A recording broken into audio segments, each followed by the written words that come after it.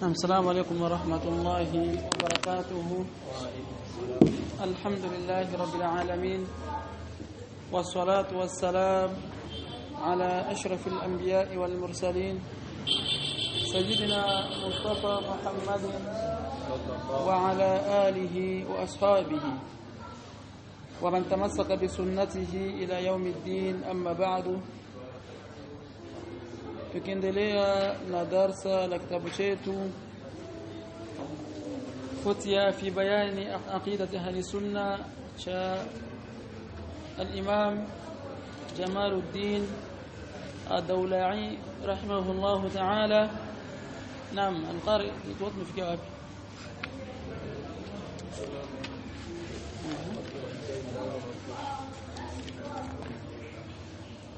بسم الله الرحمن الرحيم. الحمد لله وصلى الله وسلم على نبينا محمد صلى الله عليه وسلم وعلى آله وأصحابه ومن تبعهم بإحسان إلى يوم الدين. أما بعد، اللهم اغفر لنا ولشيخنا وللحاضرين ولجميع المسلمين. قال المؤلف رحمه الله تعالى: ولا نقطع لأحد بجنة ولا نار إلا من قطع له رسول الله صلى الله عليه وسلم، ولا يخلد أحد في النار من أمة محمد صلى الله عليه وسلم ولو كان في قلبه مثقال ذرة من إيمان.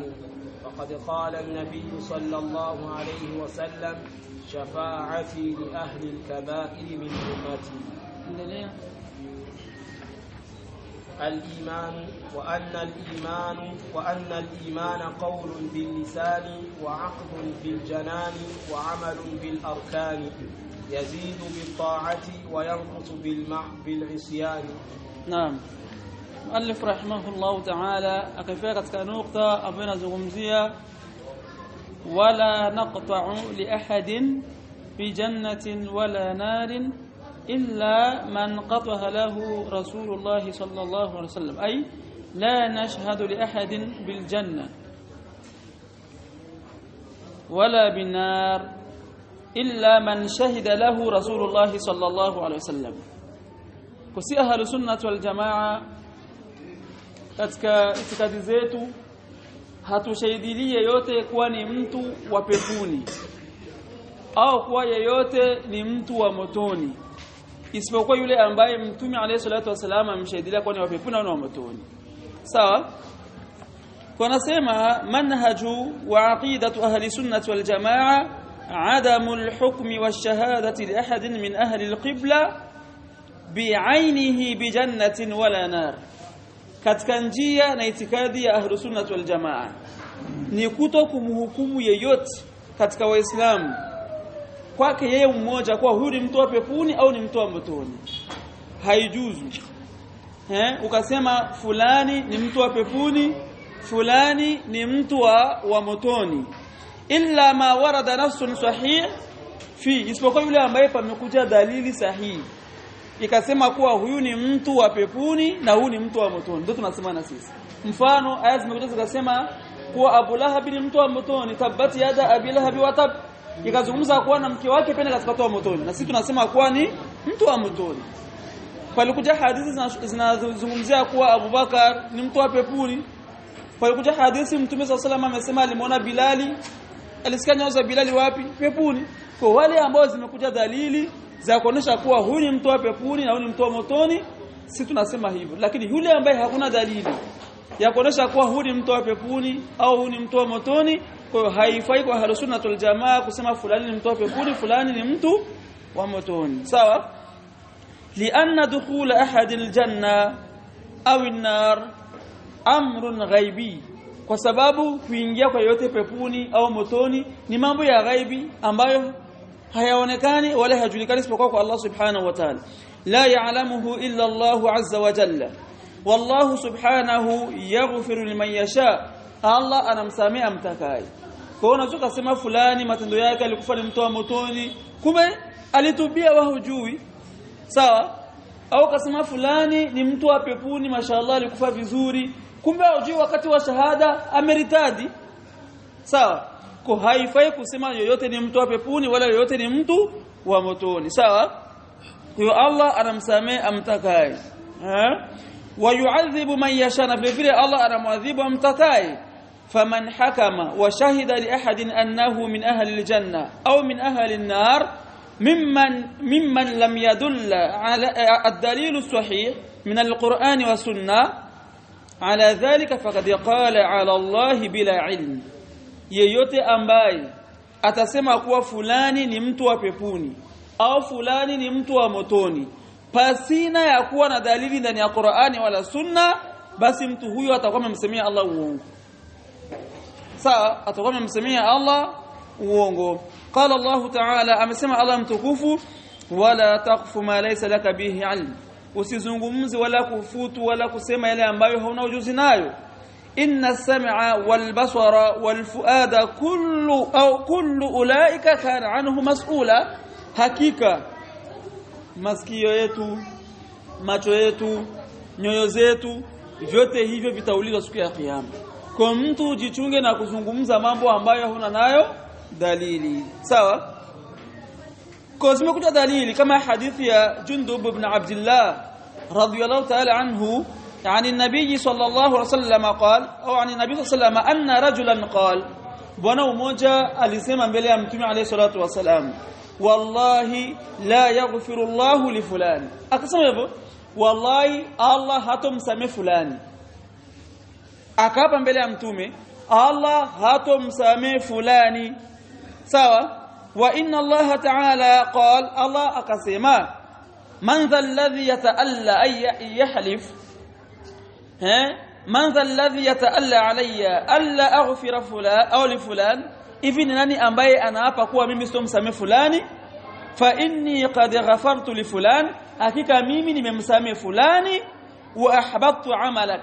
na huyo ambaye kasema kuwa Allah atomsamehe fulani matendo yake yameharibika kwa sababu gani ameapa eti wallahi Allah asakamsamehe fulani kwa Allah akasema huyo ambaye umesema sitomsamehe na msamehe na wewe matendo yako yanafanya nini yanaharibika kwa hiyo kuonyesha kuwa jambo la kusamehe la kuadhibu jambo la pepo la moto analimiliki nani Allah subhanahu wa ta'ala haifai kusema mtu fulani ni mtu wa motoni hata kama utajua kwa alikufanya kafiri wakaanza kumzika na msalaba usemi fulani ni mtu wa motoni huenda ametubia kabla ya kukata roho lakini hatukuona sawa huenda yule muislamu yeye tamka neno la kufuru wakati wa kufariki si hatujui kwa haifai kusema fulani lakini tutakuja kuona wakati gani na faina labda kusema kundi makafiri ni watu wa motoni lakini hapana mtu yeye kama yeye fulani ni mtu wa motoni fulani ni mtu wa peponi sawa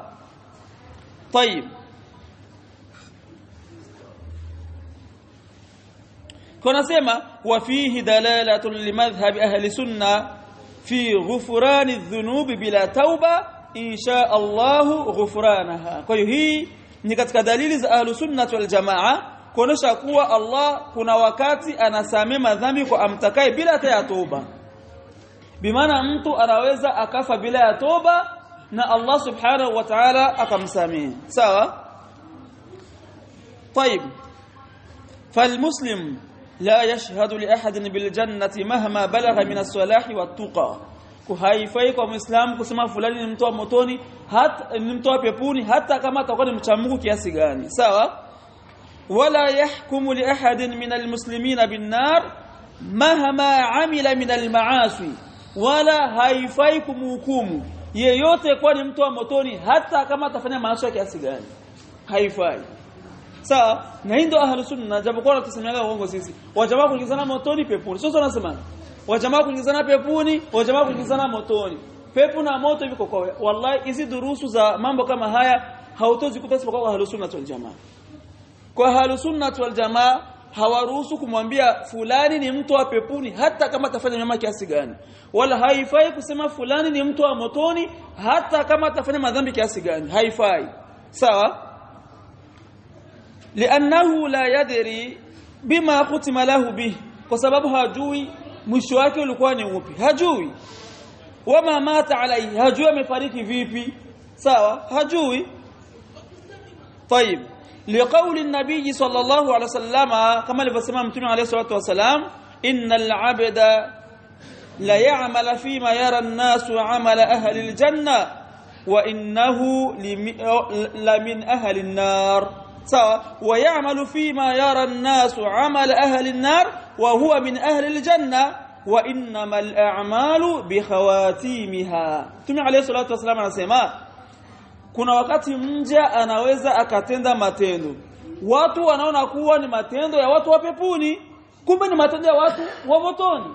Na vile vile mja anaweza akatenda matendo watu wakaona kuwa ni katika matendo ya watu wa motoni, kumbe ni katika watu wa peponi. Kwa hiyo matendo yanatazama mwisho, matendo yanatazama mwisho, kwa hatujui mwisho wake ni upi. Kwa Simoni mtu anatenda matendo ukasema fulani ule laana yule ni motoni wakati angali hai, haujui mwisho wake. Usioni fulani hivi. Unajua kuna jamaa mmoja alikuwa salafi katika wanaozoni ni magharibi kama sisahau, alikuwa sunni mzuri mpaka kaandika kitabu akiradi nani watu wa falsafa, ana vitabu akiradi sufia nini, akaandika kitabu cha kuonesha uwahabi kwa ndo njia ya haki, lakini alikufa ni mulhidi. Huyo akafa ni mulhidi, anakanusha kuwa Allah wake. Kwa hiyo matendo yanatazamwa mwisho. Kwa min aqidati ahli sunnah wal jamaa annahum la yashhaduna limuayyanin bi jannatin wala nar wala binar. Katika itikadi ahli sunnah wal jamaa hawashadili mtu mmoja kwa huu fulani ni mtu wa peponi, wala kusema mtu mmoja fulani ni mtu wa peponi au fulani ni mtu wa motoni. Ahli sunnah wafanye hivyo. Illa man shahida lahu an-nabiy sallallahu alaihi wasallam, isipokuwa yule ambaye mtume ameshahidia kwa yule mtu wa peponi na yule mtu wa motoni. Walakin yarjuna lilmuhsinina liihsanihim wa ta'atihim wa yakhafuna 'ala almusii'in lidhunubihim wa isaa'atihim. Lakini wenyewe wanataraji kwa yule ambaye anatenda mema, kwa huyu huenda Allah kamweka wapi? Peponi. Na vile vile kwa yule ambaye anatenda mabaya wanasema wanahofu na yale maovu ambayo anayafanya. Ahlus sunna ndio hivyo. Fulani kwa mema yake inshallah tunataraji kwenda katika watu wa peponi, na fulani kwa maovu yake huenda Allah kamwadhibu kwa maovu yake. Kwa ahlus sunnah wal jamaa wanafanya nini? Wanazungumza hayo. Sawa? Tayeb. Hadha min haythu at-ta'yin, hii ni kwa kumtaja mtu mmoja haswa haifai. Amma min haythu al-umum, ama kwa wingi, kwa umum, fayashhaduna 'ala adh-dhalimi bin-nar duna tanzilihi ala insanin muayyan. Kwa hiyo nasema kuwa dhalim ni mtu wa moto, huenda kaingia motoni kwa udhalimu wake. Sawa, wakasema adh-dhalimun ni watu wa, kwa unataja ile sifa, hapana kutaja mtu kwa fulani mtu wa motoni, wewe ni mtu lakini taja sifa dhalim, huenda kaingia motoni. Sawa, vitu kama hivyo. ويشهدون للمطيع بالجنة دون تنزيله على إنسان معين. vile vile wanashahidia kwa mtu ambaye anafanya toa, wanasema mwenye kumtii Allah ni peponi bila kumtaja mtu haswa. Sawa. Qala al-Sheikh Ibn Uthaymeen rahimahullah, Sheikh Ibn Uthaymeen anasema kullu insanin yashhadu lahu an-nabiy sallallahu alayhi wasallam bi annahu fil janna fahuwa fil janna. Kila mtu ambaye mtume kataja kuwa ni mtu wa peponi ni mtu wa peponi. Kila aliyetajwa na mtume kuwa ni mtu wa peponi ni mtu wa peponi. Wa kullu insanin yashhadu annahu fin nar fahuwa fin nar. Na kila mtu ambaye mtume amesema kuwa ni mtu wa motoni, basi huyo ni mtu wa motoni. Wa amma man lam yashhad lahu ar-rasul sallallahu alaihi wasallam fanashhadu lahu bil umum. Ama wale ambao mtume akushahidia kwa huyu ni mtu wa motoni, sisi tunamshahidia katika umum. Sawa? Naqul, tunasema hivi, kullu mu'minin fil janna, kila muaminifu ni peponi. Tunasema hivi, kila muaminifu ni peponi, kila muislamu ni peponi. Tunasema sisi hivyo. Sawa? Wa kullu kafirin fin nar, na kila kafiri ni motoni. Sema hivyo. Lakini usiseme fulani wale kufa kafiri. Yule asubiri kuni tu. Ule asubiri kuni. La, hatusemi hivyo. Tunasema kila mu'min peponi na kila kafiri motoni. Lakini usitaji mtu haswa kwa jina lake au kwa kumwashiria. Sawa? Kisha kaendelea Sheikh anasema wala nashhadu li shakhsin muayyan biannahu min ahli an-nar wala tushahidili mtu haswa kuwa ni mtu wa motoni au min ahli al-janna au kuwa ni mtu wa peponi illa bima shahida lahu Allah wa rasuluhu isipokuwa yule ambaye Allah na mtume wake wameshahidia kuwa hawa ni watu wa peponi huyu ni mtu wa peponi na huyu ni mtu wa motoni sawa kwa min aqidati ahli sunnah wal jamaa annahum yu'minuna wa ya'taqiduna bi anna al-muslimina fil janna kwa itikadi ya ahli sunnah wal jamaa wenyewe wanaamini na kuitakidi kwa waislamu wote ni wapi peponi tunapotaja muislamu ni yule ambaye ametakasika na shirki na nifaki iliyokuwa kubwa muislamu ambaye hana unafiki mkubwa ule wa kuficha nini ukafiri na dhihirisha uislamu au muislamu si mshirikina ahli sunnah tasema kwa waislamu wote ni peponi kwa hiyo inajuzu kusema kwa umum kwa waislamu wote ni peponi hata kama ataingia motoni kwa madhambi yake lakini mwisho atatoka kila muislamu hakuna muislamu ambaye ataishi motoni milele sawa kisha wanasema faman mata ala tauhid muqinan annahu la ilaha illa Allah fahuwa min ahli aljanna yeyote ambaye atakufa juu ya tauhid huku akisema la ilaha illa bimana akihakikisha kuwa hakuna mola pasipo kuabudiwa kwa haki isipokuwa Allah basi huyo ni katika watu wa peponi sawa waqad yadkhulu an-nar fayu'adhabu bima alayhi min al-ithm mtu huyo anaweza kaingia motoni akaadhibiwa kwa ile madhambi aliyokuwa nayo sawa waqad yaghfiru Allah lahu na kuna wakati Allah anaweza kumsamehe ile madhambi aliyokuwa nayo akamuingiza peponi sawa wa huwa in 'udhiba bima alayhi famaaluhu ila aljanna hata kama ataadhibiwa kwa yale madhambi aliyokuwa nayo lakini mwisho wake ni wapi peponi muislam kila muislam ambaye alikufa na tauhid hata kama atakuwa na madhambi kiasi gani ambayo sio shirki wala unafiki mkubwa sawa au sio kufuru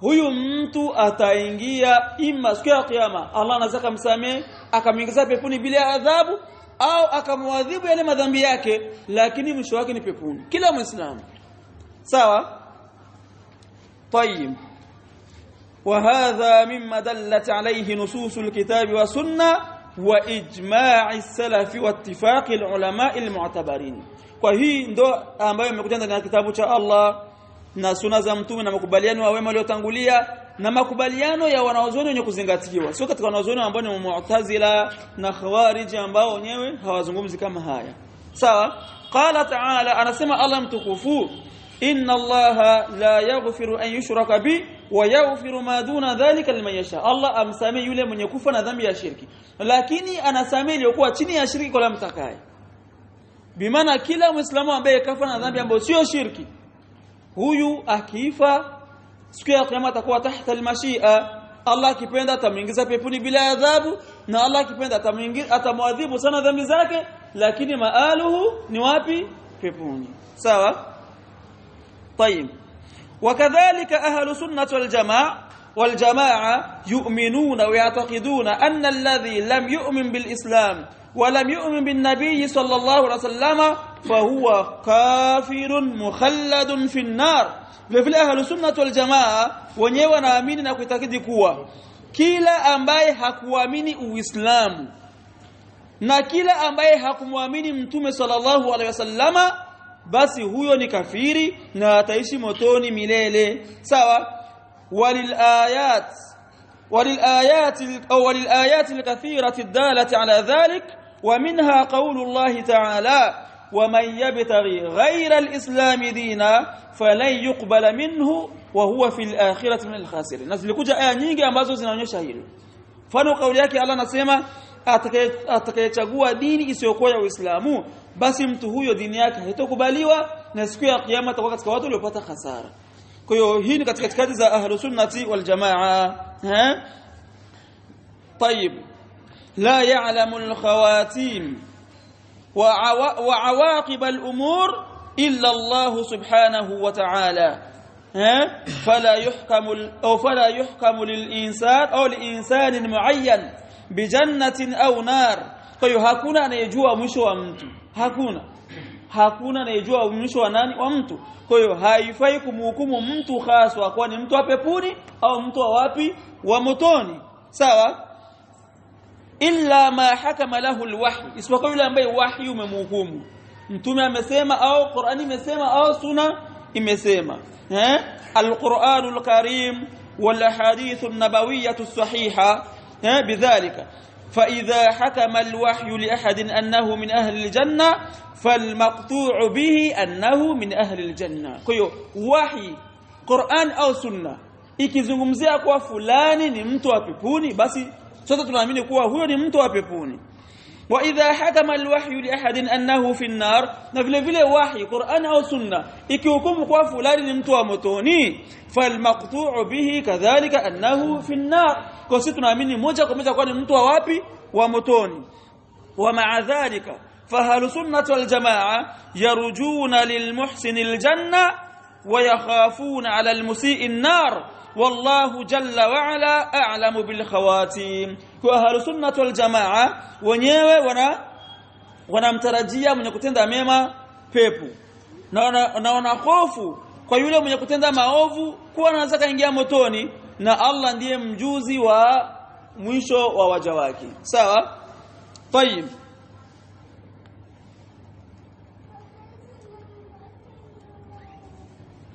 Kwa alipokuwa al-Imam as-Samarqandi katika tafsiri yake akitafsiri kauli yake Allah subhanahu wa ta'ala katika sura Ali Imran aya 109, wa ila Allah turja'ul umur, na kwa Allah ndio kunarejea mambo yote. Akasema rahimahullah, wa ila Allah turja'ul umur, ay taswiru umurul ibadi ila Allah fil akhirah. Kwa mambo yote ya waja tarejea kwa Allah siku ya kiyama. Kwa Allah ndiye anayejua mambo ya waja wote, Allah subhanahu وتعالى. طيب. قال أبو بكر الإسماعيلي عن أهل الحديث، hakizungumzia ahlul hadith. Nipele mzee pale na nipele mzee Abu Yusuf kunywa mani estomai sijeka kunywa kwanza. Mimi kijana cha sina hata miaka hamna tatizo, mpenda sana watanipa ni bado na longa. Sawa. طيب. akasema rahimahullah, la yaqta'una ala ahadin min ahli almillati annahu min ahli aljanna au min ahli an-nar. Kwa ahlu sunnah wal jamaa wenyewe wazungumzi moja kwa moja kwa hukumu wa Uislamu kuwa huyu fulani ni mtu wa peponi au fulani ni mtu wa motoni, lianna ilma dhalika yaghibu anhum, kwa sababu elimu ya hiyo imefichikamana kwao. La yaduruna ala madha yamut, hawajua amekufa vipi. Sisi hatujui fulani amekufa vipi, hatujui fulani kakufa vipi, au ala alislam au ala alkufr. Je, fulani amekufa katika Uislamu katika ukafiri? Hatuwezi kujua. Huenda alikufa katika Uislamu, mwisho wa maisha yake akatoa shahada, iko peke yake kitandani, ashhadu an la ilaha illa Allah, hatujui. Sawa? Au labda yule Muislamu mashaallah na kofia yake kubwa kama ya Kigoma, huenda yeye yuko kwenye kitanda cha umauti, aliritadi kama ndo Uislamu huyu, mimi naumwa, huyu Mungu aniponye huyu, ningejua najuta kwa Muislamu akafa. Hatujui. Sawa? Kwa sisi tutamzika kama tunavyomjua ni Muislamu, na yule kafiri atazikwa kama tunavyomjua katika ukafiri wake, lakini kumhukumu fulani ni motoni, fulani ni peponi, sisi hatuna uwezo wa kusema hilo madam hatujui alifariki vipi. Sawa? طيب. ولكن يقولون إن من مات على الإسلام متجنبا للكبائر والأهواء والآثام فهو من أهل الجنة. lakini ahlu sunna wanasema hivi, kila aliyekufa ndani ya Uislamu alijiweka mbali na madhambi makubwa na uzushi, huyo ni katika watu wa peponi. Tunasema hivyo ahlu sunna wal jamaa. Sawa? liqaulihi ta'ala, kama alivyosema Allah, innal ladhina amanu wa amilus salihat, wale ambao waamini na kutenda matendo yaliyokuwa mema. Sawa? walam yadhkur anhum dhanban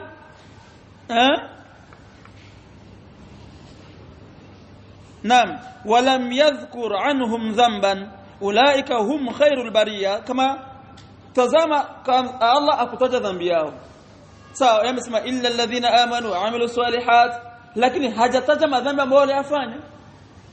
Kia tatu wale ambao waamini na wakatenda mema, kwani watu wapi wa peponi? Allah akasema ulaika hum khairul bariya, au ni wabora katika watu. Jazaohum 'inda rabbihim jannatu 'adn, malipo yao ni pepo ya Aden. Tazama, hakutaja nini yale madhambi wanayofanya, japokuwa walitenda mema, waliamini wakatenda mema, wana madhambi waliyofanya, lakini Allah kuyataja ile madhambi akataja kwa ni watu wa peponi, sawa. ومن شهد له النبي صلى الله عليه وسلم بعينه بأنه من أهل الجنة وصح له ذلك عنه فإنهم يشهدون له بذلك اتباعا لرسول الله صلى الله عليه وسلم وتصديقا لقوله. Kwa ahlu sunna wenyewe, kila ambaye mtume akasema kwa ni katika watu wa peponi, akamtaja yeye mwenye fulani ni mtu, kama katika hadithi mtume anasema Abu Bakar fil janna, Umar fil janna, Uthman fil janna, akataja wale watu wa 10 wote waliobashiriwa pepo. Na sisi tunasema Abu Bakar ni peponi, japokuwa Shia atachukia, kisi tunasema Abu Bakar ni peponi, Umar ni peponi, Uthman ni peponi, Ali ni peponi, na wale wengine wa sita waliobaki mtume aliwataja kwenye hadithi moja, mtume alayhi salatu wasalam, sawa. Mtume akataja kuwa mama yetu Aisha ni mke wake peponi, kwa sababu tunasema mama yetu Aisha ni mtu wa peponi, sawa. Mtume amesema amesikia nyayo za Bilali wapi? Peponi. Japokuwa mashao nyoko kwenye vitabu vyao nasema eti mtu mweusi ataenda peponi, alafu washao Burundi ni weusi. Kwenye vitabu vyao na yoka kauli mashia kuwa mtu mweusi ataenda peponi, alafu Warundi wakawa mashia. Sasa ni maajabu. Labda mashao Burundi ni wazungu. Tayib, kwa ahlu sunna wenyewe, kila ambaye imethibiti kwa mtume kwa fulani mtu wa peponi, akamtaja hivyo hivyo, na wenyewe wanasema fulani ni mtu wa peponi kwa kumfuata mtume alayhi salatu wasalam na kusadikisha kauli ya mtume alayhi salatu wasalam. Qala Shaykhul Islam Ibn Taymiyyah rahimahullah, la yushhadu limuayyanin bil janna illa bidalilin khas. Shaykhul Islam anasema haifai kushahidia kwa fulani ni mtu wa peponi mpaka ije dalili khaswa, sawa. Wala yushhadu ala muayyanin bin nar illa bidalilin khas, wala haifai kusema fulani ni mtu wa motoni mpaka ije dalili, sawa. Wala yushhadu lahum bimujarrad dhann, kwa haifai mtu kusema fulani ni mtu wa peponi, fulani ni mtu wa motoni kwa dhana tu peke yake. Hapana, dhana tu zimemjia, lakini unaona ule bwana bwana kwa kusimsikitini bwana ule ni mtu wa peponi yule, kama ajui kama kutoka huku msikitini anaanza kupiga zile kafu za mekuzi zile za kule nyumbani, mshirikina mkubwa hana hizo habari. Au fulani yeye mzeni wa kuingia msikitini amechelewa, kila sala yako gani na huu naye sala zote, huu ni mnafiki huyu, sala zote lazima ingia amechelewa, huu motoni huyu, kumbe unajua anafanya huku. Kwa hiyo haifai kusema fulani ni mtu wa peponi, fulani ni mtu wa motoni, haifai, sawa, haifai. Tayib,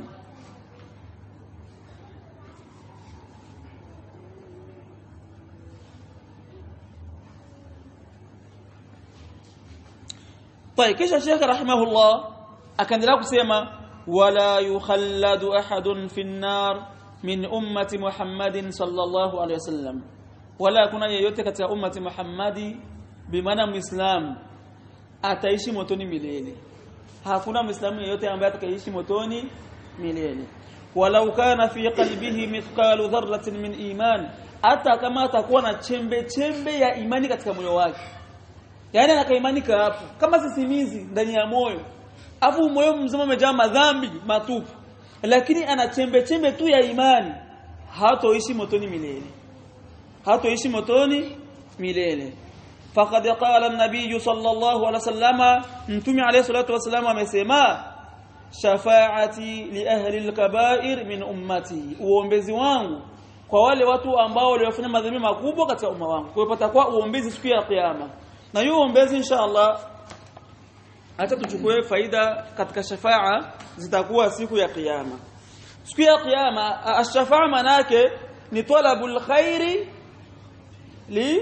lilghayr, ni kumwombea mazuri mwingine, ndio shafaa. Kwa siku ya kiyama patakuwa uombezi, watu wataombeana. Kuna shafaa ambazo zitakuwa ni hasa kwa mtume na kuna shafaa ambazo zitakuwa kwa watu wote. Sawa? طيب. الأولى أين يكون الشفاعة؟ الشفاعة التي تكون في موقف القيامة. ni uombezi ambao utakuwa kwenye kisimamo cha kiyama. Baada ya watu kufufuliwa, watasimama kisimamo kirefu pale mbele ya kuadhibiwa, mbele ya kuhesabiwa. Mpaka na kafiri anajua ni mtoa motoni, atachoka na kile kisimamo. Atasema bora basi nihukumiwe niende motoni. Ndio pale ambapo watu wataenda watoe udhuru, tutaenda kwa nabii kwa Adam, tumwambia tuombe shafaa kwa Allah, Adam atatoa udhuru, tutaenda kwa Nuh atatoa udhuru, tutaenda kwa Ibrahim atatoa udhuru, kwa Musa atatoa udhuru, Isa atatoa udhuru, mpaka mtume sallallahu alaihi wasallama yenda tafaromba shafaa ili Allah aweze kutusimamishia kile kisimamo cha kiyama. Yani watu wote watamshukuru wa mwanzo mpaka wa mwisho. Mpaka kafir kipindi hicho atamshukuru mtume sallallahu alaihi wasallam. Kwa hiyo uombezi wa kwanza, wa hiya khaswatun bi nabiyina Muhammadin sallallahu alaihi wasallama. Na hii itakuwa ni khaswa kwa mtume sallallahu alaihi wasallam pekee yake. Sawa? Athania, uombezi wa pili, ash-shafa'atu fi takhfif al-'adhab an Abi Talib. Shafaa ya pili ambayo itakuwa siku ya kiyama au uombezi wa pili ni uombezi wa Abu Talib kupunguziwa adhabu. Tunajua Abu Talib alikuwa ni ndugu yake na nani? Alikuwa ni ndugu wa baba yake na mtume, kwa ni ami yake mtume. Lakini alimsaidia sana mtume katika ukafiri wake. Lakini akafa si Muislamu, kwa ataishi motoni milele, lakini mtume atamuombea Allah ampunguzie adhabu. Na unajua adhabu yake ni ipi? Atawekwa makaa mawili ya moto jahannama kwenye nyayo zake, kisha yasimamie hivi milele hivi. Mtume anasema yaghli minhu dimahu, bimaana yale makaa mawili yatasababisha mpaka ubongo wake unachemka. Sasa huyo ndo mtu ambaye ana adhabu ndogo ndani ya moto wa jahannam. Vipi mwenye atakuwa mle ndani kabisa naogelea moto mzee? Ikiwa kama huyu Abu Talib adhabu yake ndiyo ndogo, sawa, na udogo wake ni upi? Kukanyaga makaa mawili ya jahannam. Kuyakanyaga hivi. Sasa leo nenda nyumbani kamteka kaka mmoja ukakanyaga hivi dakika 2. Sasa kwa hiyo yale makaa yatamunguza mpaka ubongo wake fali uchemke. Ataishi motoni hivyo hivyo milele amekanyaga hivyo. Kwa hiyo itakuwa ni uombezi wa mtume, alimwombea Allah ampunguzie nini? Adhabu. Itakuwa ni shafaa ambayo ni ya mtume. Wa hiya khasun bi nabiyina sallallahu alaihi wasallama wa bi ammihi Abi Talib. Na hii shafaa ni khaswa kwa mtume wetu na nani? Na ami yake Abu Talib. Athalitha, uombezi wa tatu, ash-shafa'atu li ahli al-jannati lil-idhni lahum fi dukhulha. Na kuna shafaa ya kuombea watu wa peponi waingie peponi. Watu wa peponi baada ya kuhukumiwa na kuambiwa waende peponi, watakuta mlango wa pepo umefungwa. Mtume ndo atakuja awaombe mlango wa pepo ufungue waweze kuingia. Sawa, na hiyo anasema wa hiya khaswatun bi nabiyina Muhammad sallallahu alaihi wasallam. Na hiyo uombezi ni khaswa kwa mtume peke yake. Sawa? Arabi'a, uombezi wa 4, ash-shafa'atu fi raf'i darajati qaumin min ahli al-janna. Patakuwa uombezi wa kuombea watu peponi wapandishwe daraja.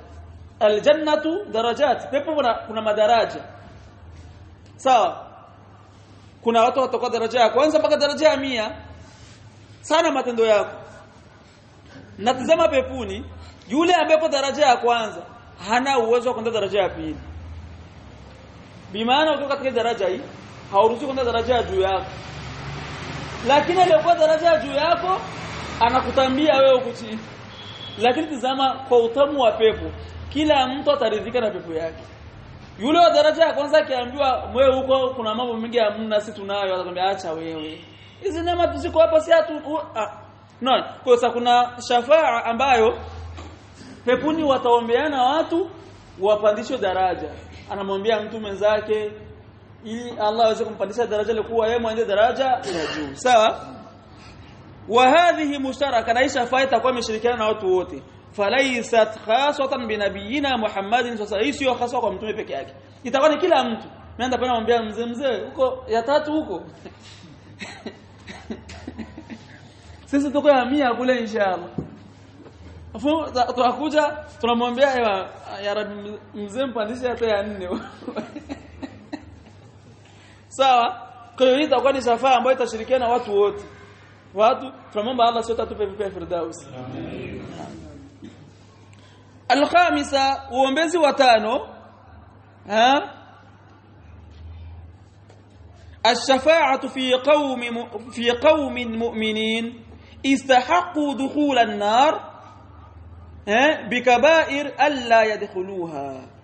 uombezi shafa'a 5 ni uombezi kwa watu waumini, bi maana waliokufa ni waislamu, walikuwa wanastahili kuingia motoni kwa madhambi yao, kisha waombewe wasiingie motoni. Fulani alikuwa na madhambi mengi lakini muislamu, alikuwa anataka kwenda wapi? Motoni. Wamwombe ya Rabbi mjalie basi msamia asiendi motoni, aende peponi direct. Sawa? Na hii ni haswa kwa watu wote. Sawa? Asadisa, uombezi wa 6 ash-shafa'atu fi qaumin min al-mu'minin min ahli al-kaba'ir dakhalu an yakhruju minha. Uombezi wa wale watu ambao ni waumini tayari wameshaingia motoni, kisha wanaombeana waweze kutoka wapi? Motoni. Naomba fulani ya Rabbi, naomba basi fulani mtoe motoni. Ndio nakwambia hapa duniani tafuteni warafiki wazuri. Rafiki ambaye huenda akaenda peponi akakuombea shafaa, uende nawe peponi. Sawa, nataka kutafuta rafiki ambaye yuko motoni. Dhaifa at-talib wal matlub. Moto mko motoni hata mwambia mwenzake. Hakuna. Kutafuta rafiki mzuri ambaye atakuombea kwa Allah subhanahu wa ta'ala. طيب. وهاتان الشفاعتان الخامسة والسادسة تواترت بهما الأخبار عن النبي صلى الله عليه وسلم وأثبتهما أهل السنة والجماعة. إذا شفاعة mbili za mwisho ni anaanza kutukumbusha shafaa mbili za mwisho ya 5 na ya 6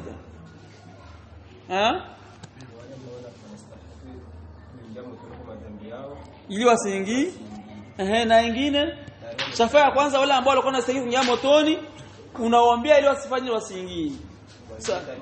Wengine washaingia motoni unawaombea watoke. Hizi shafaa mbili zimekuja ndani ya hadithi za Mtume alayhi salatu wasalam, na ahlus sunnah wal jamaa wakadhibitisha, wa ankarahum al khawarij wal mu'tazira ma'a tawatur al akhbar fihima. Lakini makundi mawili yakakanusha hizi shafaa. Makundi mawili yakakanusha hizi shafaa. Kundi la kwanza al-khawarij na kundi la pili mu'tazila.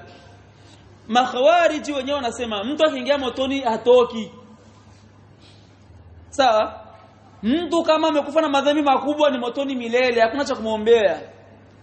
Hawa ni khawarij. Makhawarij wenyewe wakasema sahibul kabira, na ndio bid'a ya kwanza iliyokuja hapo nani? Bid'a ya kwanza inaanza kugawa Waislamu ni mas'alatul ahkam, mas'alatul asma'i wal ahkam. Hii ndio bid'a ya kwanza inaanza kugawa watu ambao ni bid'a makhawarij.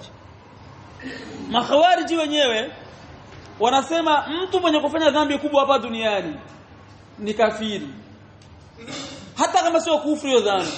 Mpaka Sheikhul Islam akasema kuna wakati wengine wanamkufurisha mtu kwa dhambi ambayo wenyewe wamejiwaza wanadhani kama ni dhambi, kumbe sio hata dhambi. Makhawarij. Sawa, kwa makhawarij wenyewe shafaa hapa duniani wanasema mtu akifanya madhambi makubwa ni motoni, ni kafiri. Akifa bila toba ni motoni milele. Ndio maana wanasema hivi, huyu mtu ambaye amestahili kwenda motoni siku ya kiyama lazima aingie, hataombewa ati atoke. Hataombewa ati afae nini? Asiingie motoni, kwa sababu wanashamkufurisha hapa.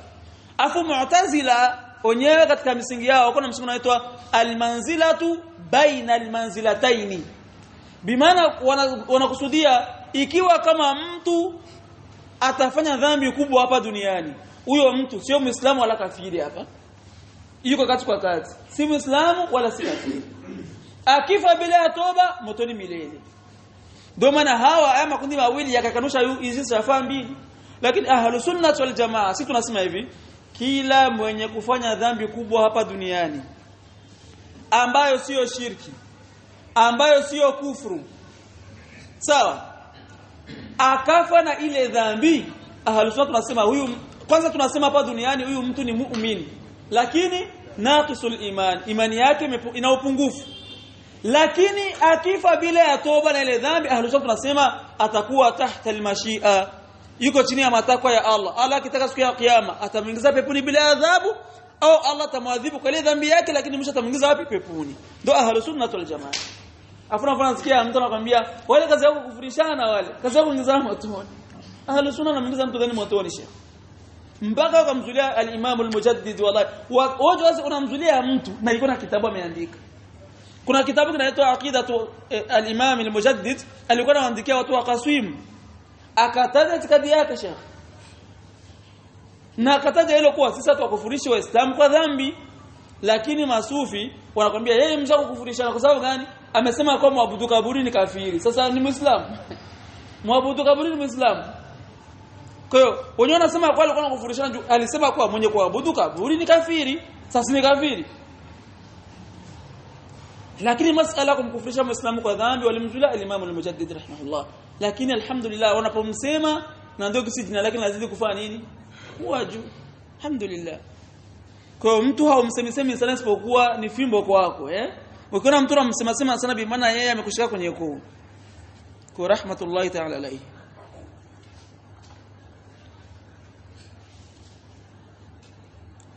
طيب, kwa hiyo sisi ahlus sunna tunafaa nini? Tunadhibitisha hizo shafaa zote, sawa?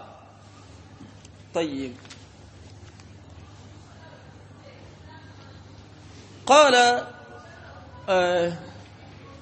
كنا سما لا يدخل الجنه من كان في قلبه مثقال ذره. Mtume عليه الصلاه والسلام anasema hatoingia peponi, la yadkhulul jannata man kana fi qalbihi mithqalu dharratin min kibr, hatoingia peponi yule ambaye kuna chembe chembe ya kiburi ndani ya moyo wake. Wanaozoni wakatafsiri aina mbili. Hatoingia peponi yule ambaye yuko na chembe chembe ya kiburi, sawa, ndani ya moyo. Wakasema tafsiri ya kwanza au sharhi ya kwanza au maana ya kwanza ya maneno, bi maana huyo mtu hatoingia peponi mwanzo, bi maana hatoingia peponi na wale watu wa mwanzo ambao watakuingia peponi. Tafsiri ya pili akasema kuwa huyo mtu hatoingia peponi isipokuwa baada ya kuadhibiwa ile dhambi ya kiburi. Na ndio vile vile la yadkhulul jannata namam, hatoingia peponi mbea. Tafsiri ni hiyo hiyo. Tafsiri ya kwanza, huyu mbea sio kwamba ati ataishi motoni milele. Alikufa ni Muislamu. Tafsiri ya kwanza ni kuwa huyu mtu hatoingia peponi mwanzo. Tafsiri ya pili kuwa hatoingia peponi isipokuwa mpaka adhibiwe umbea wake. Na ndio hivyo mtu mwenye kiburi, Mtume anasema hatoingia peponi mwenye kiburi. Kisha akasema wala yadkhulun nar man kana fi qalbihi mithqalu dharratin min iman, na vile vile hatoingia motoni mtu ambaye yuko na chembe chembe ya imani ndani ya moyo wake. Hatoingia motoni. Kila Muislamu ambaye yuko na chembe chembe ya imani ndani ya moyo wake, kaimani hivi, hatoingia motoni, sawa? Tayeb. Na kauli yake Mtume wala yadkhulun nar bimaana ay dukhula khulud, yani kuingia motoni kwa kudumu milele.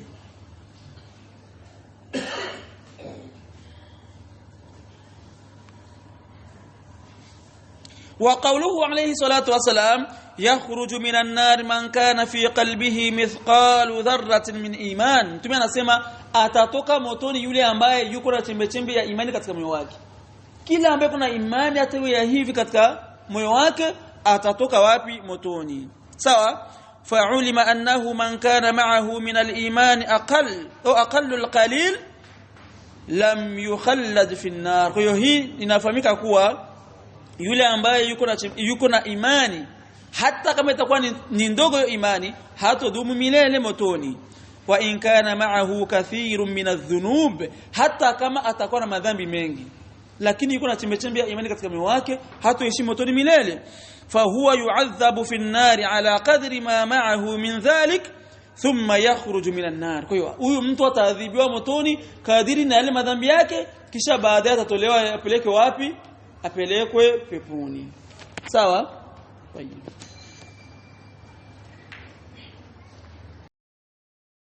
katika hadith al-Qudusi anasema Allah subhanahu wa ta'ala akhriju minan nar man qala la ilaha illa Allah wa kana fi qalbihi min al-khair ma yazinu sha'ira.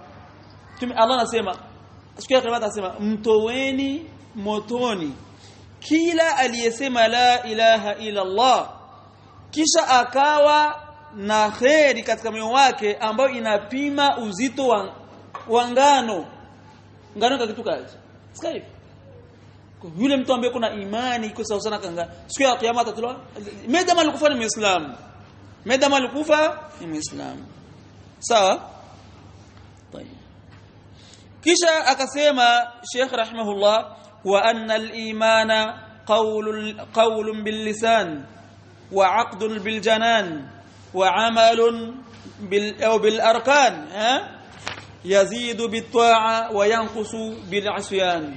Kwa kuzungumzia masala ya imani akasema rahimahullah na ama imani ni qawlun bil lisan ni kuzungumza kwa ulimi ndio imani wa 'aqdun bil janai bil qalbi na kuitakidi moyoni sawa wa 'amalun bil arkan ay bil jawarih na kutenda kwa viungo vyako. Imani ni vitu vitatu. Uitakidi wapi? Moyoni. Uzungumze kwa ulimi na utende. Bimaana matendo yanaingia katika imani. Sawa? Kwa wanasema wa ala hadha ittafaqa ahlu sunna wala takadu tajidu kitaban min al-aqida illa wa huwa yanussu ala dhalik. Kwa hii ndo itikadi ahlu sunna wal jamaa kuwa imani ni kauli ni kuitakidi ndani ya moyo na kuzungumza kwa ulimi na kutenda matendo, na hii ndio makubaliano ya ahlu sunna wal jamaa. Na hakuna kitabu chochote cha aqida utakutanaga hawakuandika hii nani huu msingi. Sababu msingi wa Islam ni msingi ambao subhanallah waliuchukua makawari. Unajua kuna makhawariji wenyewe katika kauli zao kama alivyosema Imamu Ahmad rahimahullah ta'ala akizungumzia al-murji'a ambao ni wafuasi wa Jahm ibn Safwan. Wenyewe anasema qila lil-imam Ahmad aliulizwa Imam Ahmad al-murji'a man hum murji'an kina nani? Qala akasema man za'ama anna al-imana qawl. Murji'a ni wale ambao wanadai kuwa imani ni kauli pekee yake. Bimaana murji'a wenyewe wanasema tukitakidi ukizungumza kwa ulimi wako hata kama hujaitakidi ndani ya moyo wako wewe ni mu'min kamilul iman.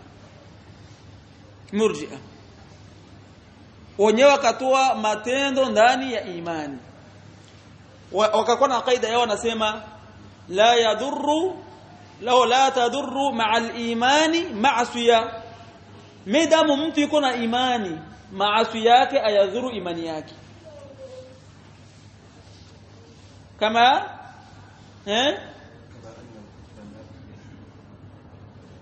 la tanfa'u ta'a ma'al kufri. Kama gisi mtu toa yake haiwezi kumnufaisha midamu yuko na ukafiri. Bimaana kwa kauli nyepesi ya murji'a wenyewe wanasema ukisema tu ashhadu an la ilaha illa Allah wa anna muhammadar rasulullah kwenye ulimi wako hata kama utakidi ndani ya moyo wewe ni muumini uliyekamilika imani, hata kama ukutenda hauswali, hata kama utendi mambo ya khairi, hata kama unafanya madhambi kiasi chungu nzima, imani yako wewe ni kama imani ya Jibril. Hawa ni murji'a. Kisha nakwambia dalili ipo anakuletea Mtume alayhi salatu wasalam wakati ule kijana Myahudi anaumwa, Mtume ameenda akamwambia aslim. Ule kijana fanadhara ila abihi, akamtazama baba yake akamwambia atu Abul Qasim, mti Abul Qasim bimaana mti Mtume, fa aslama. Yule kijana akawa mslimu akafariki hapo. Mtume akasema alhamdulillahi alladhi anqadhahu minan nar, ashukuriwe Allah ambaye kamokoa na moto. Anakuambia sasa wewe umetendaga mzee ametendaga matendo alisema zake tashahada la ilaha illa Allah ana Muhammad rasulullah akusali majibu ni mepesi tu mama mrja ambani milofa majibu huyu kwa sababu amefariki lakini angelidumu ingemlazimu kutenda kwa aliposlimu alislamu yajubu ma qabla kwa ule uislamu unafuta aliyokuwa kabla kwa alipotoa shahada ule uislamu ukafuta yale yote aliyokuwa nayo katika ukafiri akafariki kwa alifariki ni muislamu lakini angelidumu kisha asitendi angekuwa muislamu aswali ameslim tu ashhadu la ilaha illallah aswali asingekuwa muislamu sawa طيب kwa hawa murji'a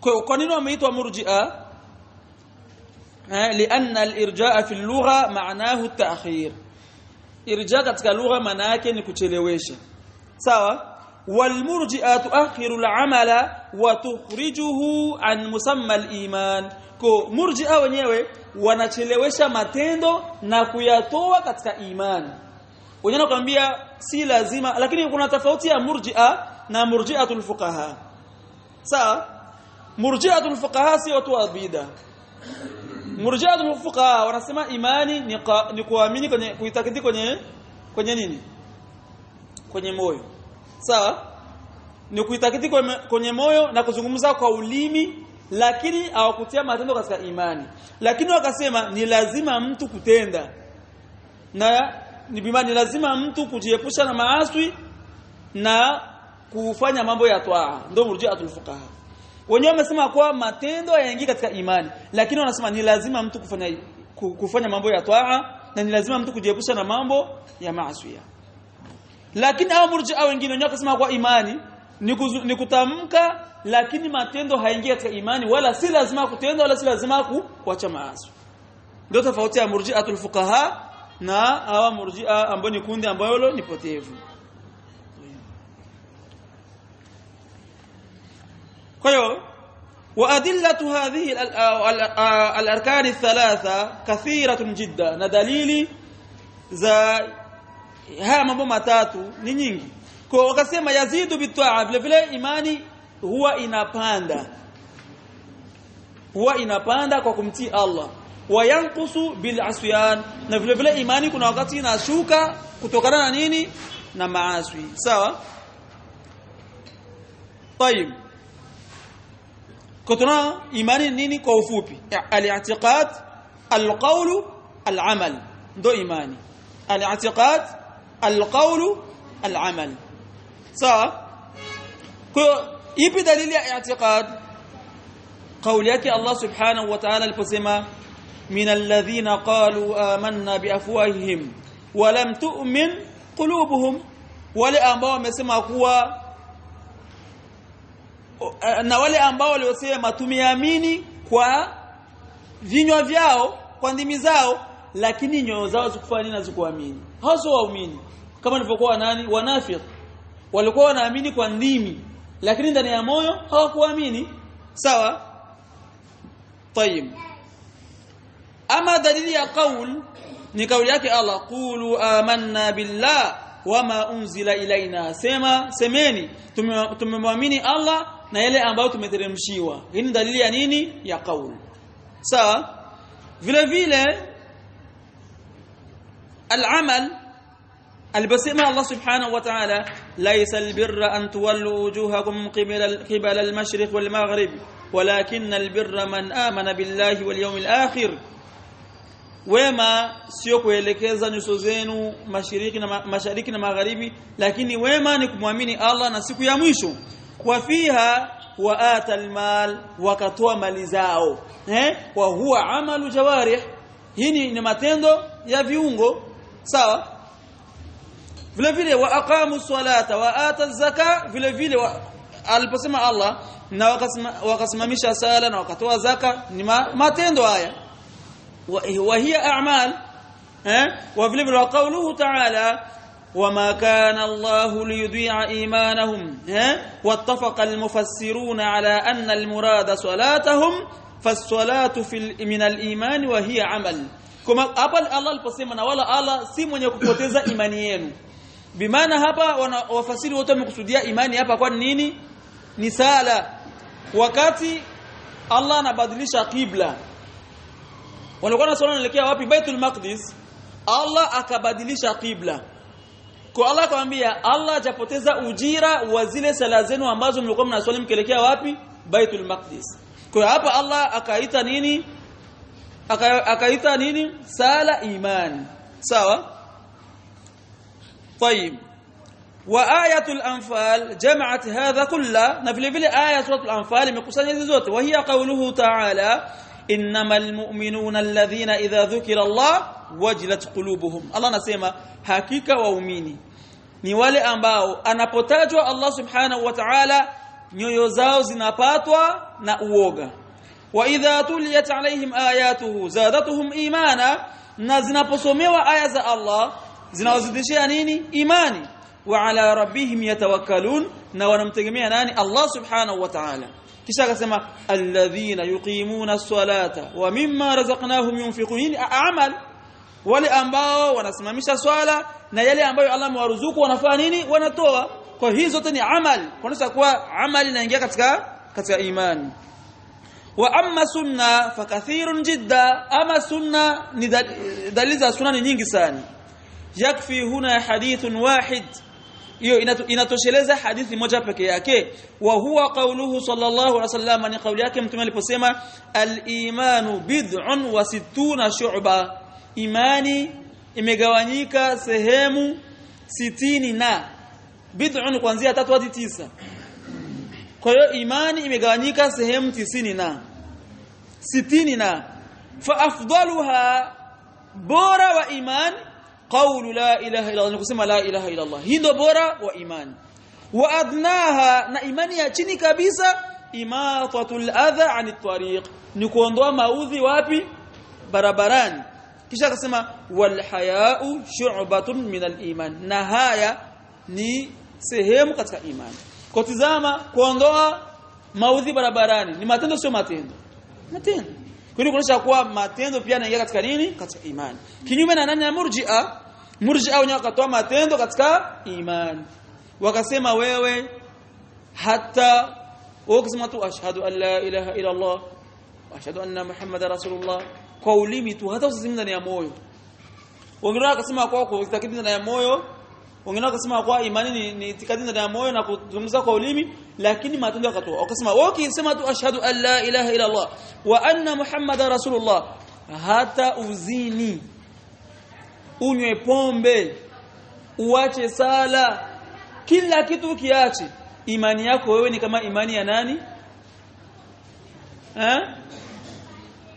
ya Jibril wewe na Jibril yani sawa na hii ni kundi libaya zaidi Murji'a ni kundi linasema khawarij kusema khawarij wenyewe ubaya wao ni upi kumkufurisha mwenye kuacha matendo hawa nao kumpa imani ile kamili mwenye kuacha nini matendo wapi wabaya zaidi ubaya wala na kukufurisha wewe kafiri sali wewe kafiri acha zina unaona lakini hawa Murji'a wenyewe wanakuambia wewe hata ukizini ukiacha sala wewe ni mu'min kamilul iman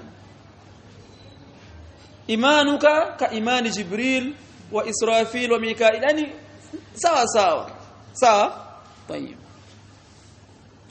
اما زياده الايمان ونقصانه فادلته كثيره كذلك vile dalili ambazo zimekuja zinaonyesha kuwa imani huwa inazidi na huwa inashuka dalili ni nyingi sana faminha miongoni mwazo qauluhu ta'ala aliposema Allah subhanahu wa ta'ala wa idha tuliyat alaihim ayatuhu zadatuhum imana kwa waumini wanaposomewa aya za Qur'ani zinawazidishia nini imani kwa nini dalili ya nini shekhe imani kuzidi vile akasema Allah subhanahu wa ta'ala wama zadahum illa imanan wa taslima na wala haikwazidishia isipokuwa imani na nini na kujisalimisha sawa wa amma alladhina amanu fazadatuhum imana ama wale ambao waliamini ikawazidisha imani wa amma nuqsan fala shakka anna ma zada naqas ama ipi dalili ya kupunguka kwa imani anasema hapa hakuna shaka isipokuwa kila chenye kuzidi wao kinafanya nini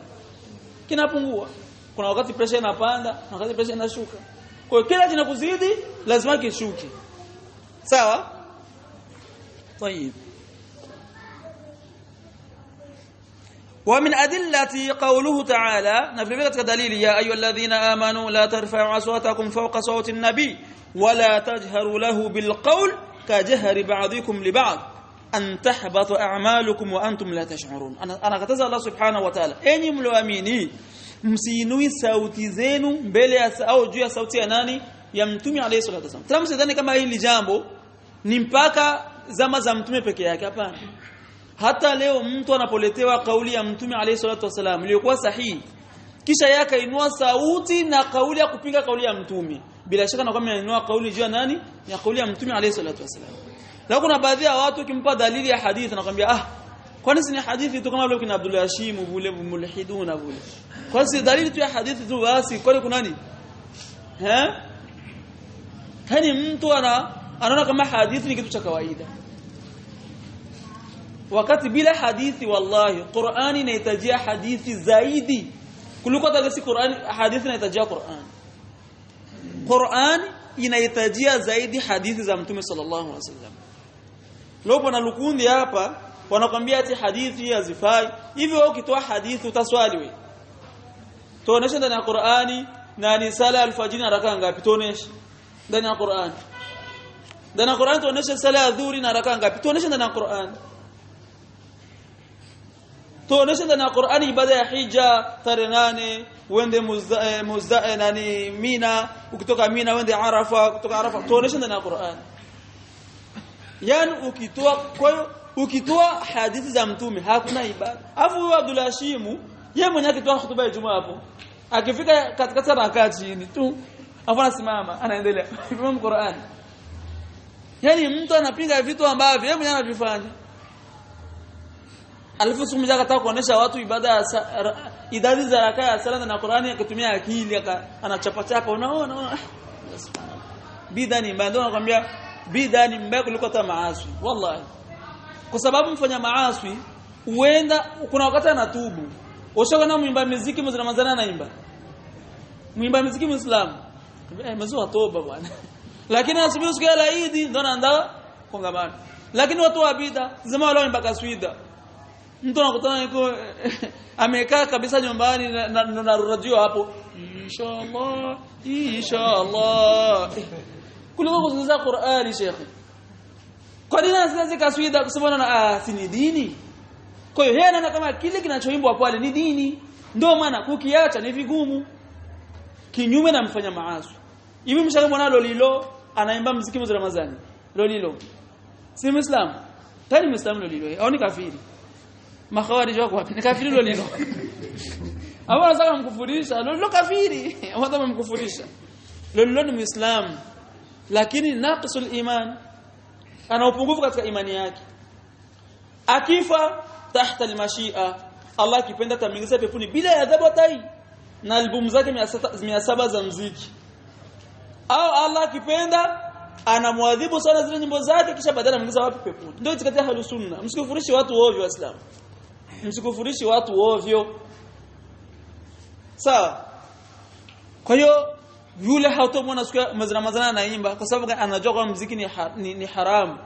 Ndio maana mtu mfanya maasi kutubu yeye ni kawaida, lakini mfanya bid'a bali anakaa anatetea bid'a anavaa kilemba kikubwa anakaa pale. Leo tunazungumzia bid'atun hasana, anakuleta dalili.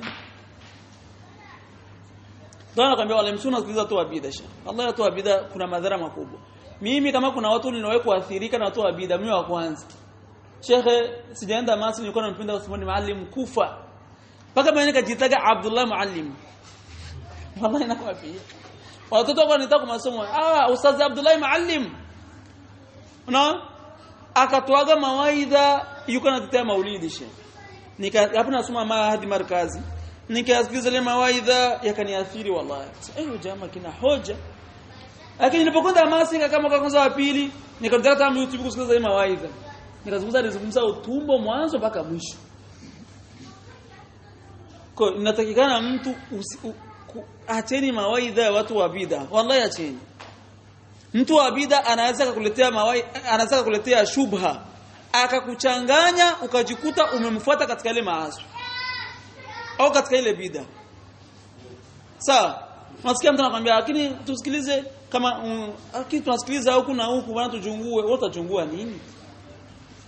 Ndio kuna baadhi ya vijana kwenye bid'a, kwenye grupe za watu wa bid'a wanatusumbua sana. Mtu anajitaka kuingia kwenye grupe na yeye anajadili na watu, wakimpiga shubha anafanya kuandika message. Ustaz nikuingiza mwa ile grupe, ambia niingie kufanya. Subaki huko huko. Unaona walituma kitu hapa unashuka kajibu aje. Na mimi kuna gisi na kuaga, mimi poko sana kujibiaga message baada ya wiki. Si kwamba atingo na imedhara, najikuta tu mimi kwa mvivu wa WhatsApp wala. Mvivu wa WhatsApp niko mvivu. Labda mimi napenda kutia tu stati basi. Na zile nyingine kati ya stati kwenye WhatsApp kuna message 10 nazisubiri sijazitizama hata. Unaona? Kwa mtu anaenda mgrupe ya shubha, unatafuta yako nini? Grupe za Ahlus Sunna zimejaa, ingia kwenye grupe za Ahlus Sunna usome, alafu kisha soma, ujue itikadi yako, uamini unavyo kama walivyoamini maswahaba, wewe unakwenda kule kujichanganya akili. Unaenda kujichanganya? Kwa hiyo baki kwenye grupe za watu wa Sunna, achana grupe za bid'a, si za kukuchanganya, sawa? Kwa katika Ahlus Sunna wal Jamaa, sisi tunaamini kuwa imani ni itikadi na kauli na matendo. Kuna wakati imani inazidi kwa kumtii Allah na kuna wakati imani inapungua kwa kufanya nini? Kwa kumwasi Allah subhanahu wa ta'ala.